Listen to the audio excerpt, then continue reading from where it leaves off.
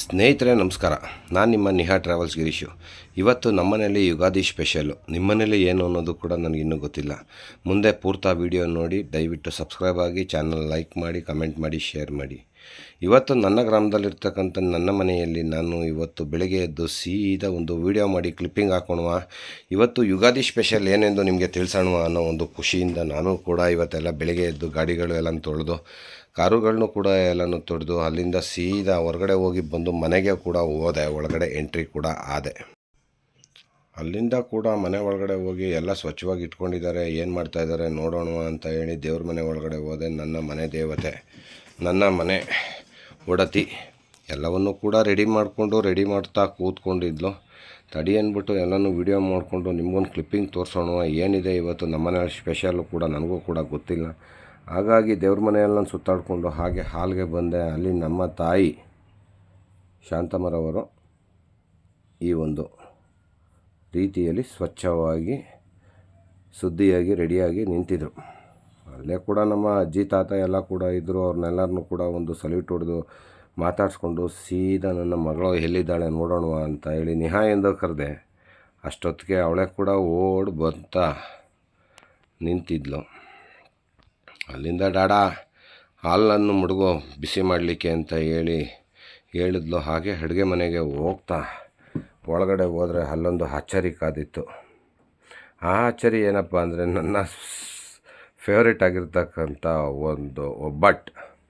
ಹಾಗೆ ಅದಕ್ಕೇನಾದರೂ ಸ್ವಲ್ಪ ಹಾಲು ಮಿಕ್ಸ್ ಮಾಡ್ಕೊಂಡು ತಿಂದರೆ ತುಂಬ ಚೆನ್ನಾಗಿರ್ತದೆ ಅಂತ ಹೇಳಿ ಗುಡ್ ಲೈಫ್ ಹಾಲು ತಂದಿದ್ದೆ. ಹಾಲನ್ನ ಕಾಯ್ಲಿಕ್ಕಿಟ್ಟು ಅಲ್ಲಿಂದ ಸೀದಾ ಏನಾದರೂ ಮಾಡೋಣ ಕೆಲಸನ, ನಾವು ಕೂಡ ಮನೆಗೆ ಎಲ್ಪ್ ಮಾಡೋಣ. ವರ್ಷಕ್ಕೆ ಬರೋದೊಂದು ಹಬ್ಬದಲ್ಲಿ ಅವ್ರಿಗೂ ಕೂಡ ಎಲ್ಪ್ ಮಾಡಿದ್ರೆ ಮನೇಲೂ ಕೂಡ ಎಲ್ಲರೂ ಖುಷಿ ಆಗ್ತಾರೆ ಅಂತ ಹೇಳಿ ನಾನು ಕೂಡ ಏನಾದರೂ ಎಲ್ಪ್ ಮಾಡೋಣ ಅಂತ ಕೇಳಿದೆ. ಏನು ಬೇಡಪ್ಪ, ನಿನ್ನ ಕೆಲಸ ನೀನು ಮಾಡು, ನಾನೇ ಮಾಡಿ ಎಲ್ಲನೂ ತೀರಿಸ್ತೀನಿ ಅಂತ ನನ್ನ ಒಡತಿ ಹೇಳಿದ ಮೇಲೆ ಭಾಳ ಖುಷಿ ಆಯಿತು. ಆದರೂ ಮನಸ್ಸು ತಡಿಲಿಲ್ಲ ನನಗೆ, ಏನಾದರೂ ಮಾಡಿ ನಾನು ಸ್ವಲ್ಪ ಕೆಲಸ ಮಾಡೇ ಬಿಡೋಣ ಅಂತ ಹೇಳಿ ಸೀದಾ ಮನೆ ಒಳಗಡೆ ಹೋದೆ. ಅವ್ರು ಇನ್ನೂ ಕೂಡ ಏನನ್ನು ರೆಡಿ ಮಾಡಿರಲಿಲ್ಲ. ಹಾಗಾಗಿ ಫೋಟೋ ಹತ್ರ ನಮ್ಮಮ್ಮ ಜೊತೆ ನಮ್ಮ ತಾತ ಅಜ್ಜಿ ಜೊತೆ ಒಂದು ಸೆಲ್ಫಿ ತಗೊಳ್ಳೋಣ ಅಂತ ಹೇಳಿ ವಿಡಿಯೋ ಮಾಡ್ತಾ ಹಾಗೆ ಮನೆಯೆಲ್ಲ ರೌಂಡು ಹೊಡ್ಕೊಂಡು ಬಂದೆ. ಆಗ್ತಾನೆ ಶುರುವಾಗ್ತಾಯಿತ್ತು. ಮನೆ ಕೆಲಸ ಎಲ್ಲ ಮಾಡಿ ಮುಗಿಸಿ ಹೋಗಿದ್ಲು ನಮ್ಮ ಮನೆಯವರು. ತಡಿ ಎಡೆಗೆ ಪೂಜೆ ಮಾಡಲಿಕ್ಕೆ ಎಲ್ಲನೂ ರೆಡಿ ಮಾಡೋಣ ಅಂತ ಹೇಳಿ ನನ್ನನ್ನು ಅದು ತೊಗೊಂಡು ಬನ್ನಿರಿ ಅಂತ ಹೇಳ್ತಿದ್ರು. ಎಲ್ಲನೂ ಕೂಡ ತಂದು ಕೊಟ್ಟು ಅಲ್ಲಿಂದ ನನ್ನ ಮಗನ ಜೊತೆ ಒಂದು ಸೆಲ್ಫಿ ತಗೊಳ್ಳೋಣ ಅಂತ ಹೇಳಿ ನನ್ನ ಮಗನ ಮುದ್ದು ಮಾಡ್ತಾ ಒಂದು ಸೆಲ್ಫಿ ತೊಗೊಂಡೆ. ಅಷ್ಟರಲ್ಲಿ ಒಂದು ಅರ್ಧ ಎಡೆ ಸಾಮಾನು ತಂದು ಎಡೆ ಇಡಲಿಕ್ಕೆ ನಮ್ಮ ಮನೆಯವರು ಎಲ್ಲನೂ ರೆಡಿ ಮಾಡ್ಕೊಂಡಿದ್ರು. ಅದರಲ್ಲೋಗಿ ನನ್ನ ಮಗ ತೀಟೆ ಕೆಲಸಗಳನ್ನ ಮಾಡ್ತಾ ಕೂತಿದ್ದ. ಅಷ್ಟರಲ್ಲಿ ಎಡೆಗೆ ಎಲ್ಲ ರೆಡಿ ಮಾಡಿಕೊಂಡ್ರು. ಪೂಜೆ ಮಾಡೋಣ ಅನ್ನೋಷ್ಟರೊಳಗಡೆ ಎಲ್ಲ ರೆಡಿ ಆಗ್ತು. ಅಷ್ಟೊತ್ತಿಗೆ ಬಾಳೆಹಣ್ಣು, ಅನ್ನ, ಸಾಂಬಾರು, ಬಾತು, ಮನೆಯಲ್ಲಿ ಮಾಡಿರ್ತಕ್ಕಂಥ ಪ್ರಸಾದವೆಲ್ಲನೂ ದೇವರ ನಮ್ಮ ತಾಯಿ ಮತ್ತು ಅಜ್ಜಿ ತಾತಂದಿರಿಗೆ ಎಡೆಗೆ ರೆಡಿ ಮಾಡಿ ಅಲ್ಲಿಂದ ಪೂಜೆ ಮಾಡಿ ಅಲ್ಲಿಂದ ವಾಪಸ್ ಬಂದು ಬಾಗಿಲನ್ನ ನನ್ನ ಮಗಳು ಹೇಳಿದ್ಲು. ಅದಾದ ನಂತರ ಹಾಗೆ ಏನೋ ಮಾಡಬೇಕಲ್ವ, ಸಂಪ್ರದಾಯದ ಪ್ರಕಾರ ಏನೇನು ಮಾಡಬೇಕು ಅದನ್ನೆಲ್ಲ ಮಾಡಿಕೊಂಡು ಕೂತಿದ್ರು. ಹಾಗೆ ಮಗಳ ಜೊತೆ ಕೂಡ ಒಂದು ಸೆಲ್ಫಿ ತಗೊಳ್ಳೋಣ ಅಂತೇಳಿ ವಿಡಿಯೋ ಮಾಡಿಕೊಂಡು ಅವಳ ಜೊತೆ 4 ಮಾತಾಡ್ಕೊಂಡು ಕೂತಿದ್ದೆ. ಹಿಂಗಾಗಿ ಮುಗೀತು ಅಂತ ಅಂದ್ಕೊಂಡೆ ಪೂಜೆ. ಇನ್ನೂ ಕೆಲಸಗಳು ತುಂಬ ಇದೆ. ಪೂಜೆ ಮಾಡೋಷ್ಟರೊಳಗೆ ತುಂಬ ಬೇಜಾರಾಗಲ್ಲ.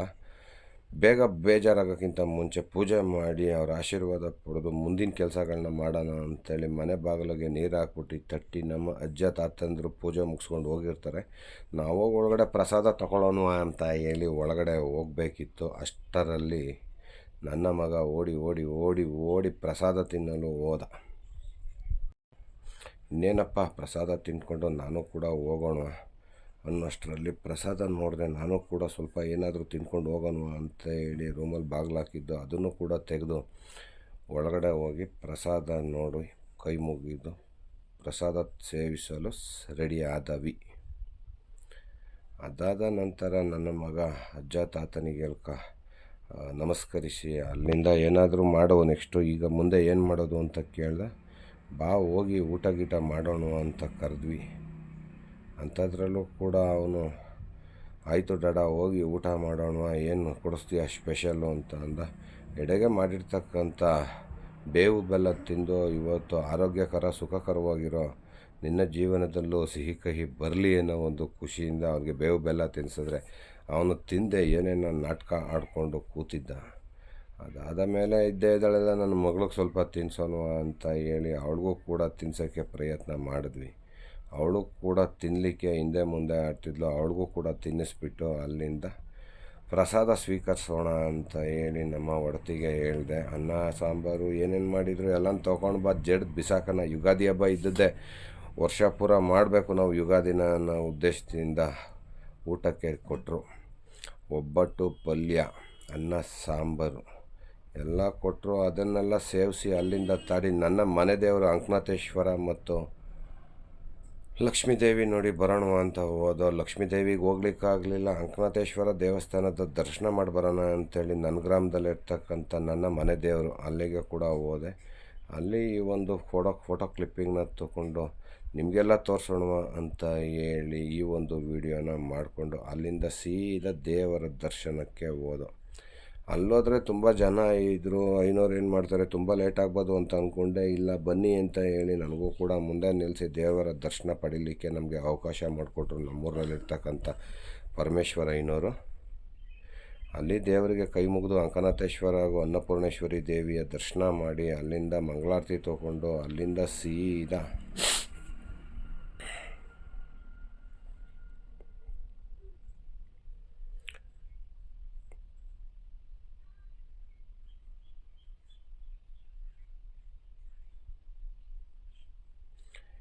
ದೇವರ ದರ್ಶನ ಪಡೆದು ಅಲ್ಲಿಂದ ಸೀದಾ ಹೊರಗಡೆ ಬಂದು ಹೊರಗಡೆ ಇರ್ತಕ್ಕಂಥ ನಮ್ಮ ದೇವಸ್ಥಾನದ ಸುತ್ತಮುತ್ತಲಿನ ಫೋಟೋಸ್ಗಳೆಲ್ಲ ತೊಗೊಂಡು ಅಲ್ಲಿಂದ ಸೀದಾ ಇನ್ನೇನು ಇವತ್ತು ಮುಗೀತು.